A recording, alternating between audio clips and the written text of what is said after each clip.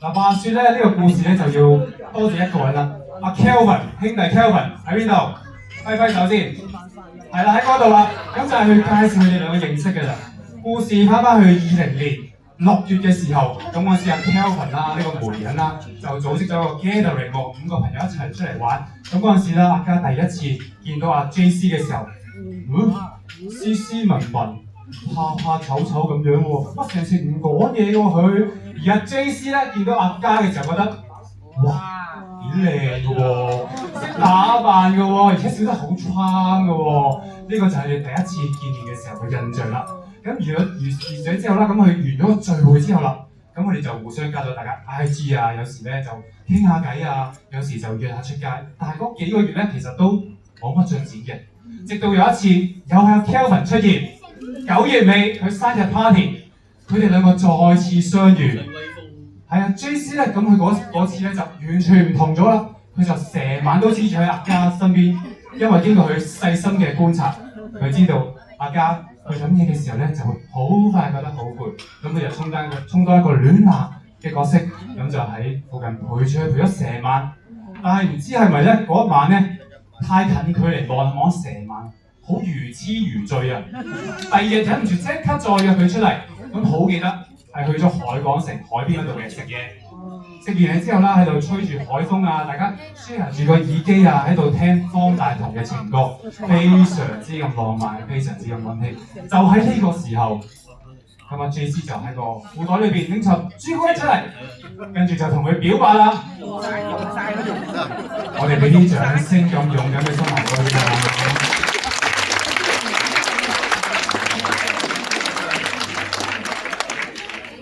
但係個故事冇咁簡單。嗰陣時，阿嘉就同咗佢講一句：雖然你好似好了解我，但係我好似唔好了解你喎。不如俾多啲時間大家。咁就喺個袋裏邊拎咗個檸檬出嚟請佢食啦。係啦，大家唔好笑。JC 佢深明一個道理，各位男士請注意啊！檸檬唔怕食，最緊要識得發力。然之後佢就翻去即刻用 IG 加咗阿嘉做密友。然之後每一日都係咁影自己嘅生活動態啊，所有嘅事無大小都影一次，務求就要阿嘉認識到真正嘅自己。跟住就好記得去到10月13號嘅時候，有個神隊友出現咗，嗰個人叫做浪卡，大家識唔識啊？浪卡係即係山竹啲 friend 啊，9號風球、10號風球啊，好大風嘅，吹到大風到點咧？吹醒咗 Jason 就話：機會嚟啦，飛雲！跟住就即刻約阿嘉上去自己屋企度睇電影。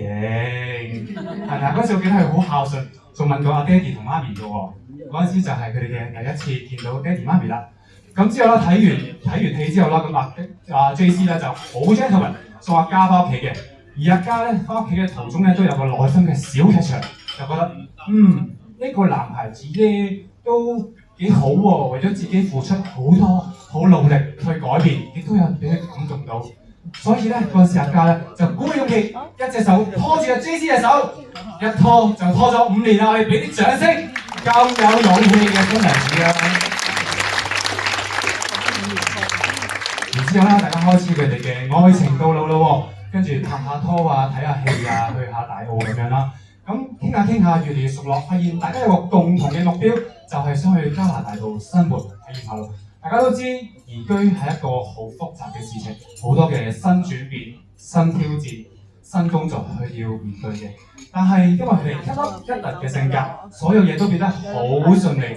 仲記得佢哋開始同居生活之後咧，阿嘉仲好似外母咁樣，識得煲咗一手靚湯俾阿 JC 飲嘅。然之後咧，阿 JC 咧就開始慢慢識得製造好多嘅驚喜。譬如就係當阿嘉佢做咗瑜伽導師嘅時候啦，就準備一個 Best Teacher 嘅 chocolate 送俾佢嘅。又例如佢中意嗰個公仔嘅時候，佢就會買定嚟接佢放工嘅。聖誕節嚟到啦，我就一早準備定個聖誕樹，務求令到佢開心嘅。咁佢哋亦都去咗好多唔同嘅國家去旅行啊，去玩啊。仲好記得阿嘉個車牌咧考咧係好容易 pass 嘅，原因就係阿 JC 咧佢負責教佢㗎。JC 咧除咗揸車犀利之外啦，揸飛機仲叻。好記得佢仲喺美國試下圖嘅時候，載住阿嘉飛越呢個萬尺嘅高空，體驗呢個空中嘅愛情。佢哋一齊去成長，一齊去生活，一齊接受所有嘅挑戰。我哋再次俾啲掌聲送俾一對嘅新人。然之後佢哋保持住呢份愛情嘅浪漫純真，去到24年 Christmas 嘅時候就喺屋企好低調兩個人咁樣完成咗佢哋嘅求婚。25年8月嘅時候就正式喺溫哥華度簽字，成為好甜蜜合法嘅一對。我哋再一次俾啲掌聲一對嘅新人。咁我問到啦，阿嘉你最中意阿 JC 到底係啲乜嘢咧？佢話好欣賞呢個男孩子，好夠真誠，由一開頭正式追求佢開始已經好真誠，而且佢係一個好願意改變自己去令到呢段關係更加穩固嘅一個男孩子嚟嘅。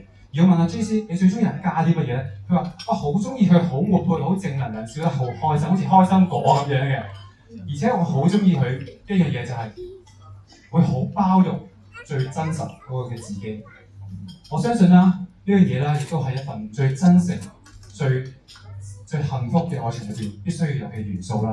咁我相信未來嘅日子咧，佢哋就算啦喺生活上邊啊，遇到有啲乜嘢嘅急流、高山低谷，我哋嘅 Captain JC 亦都會大家好順利咁樣去到佢哋嘅目的地嘅。再次用掌聲送俾一對嘅新人。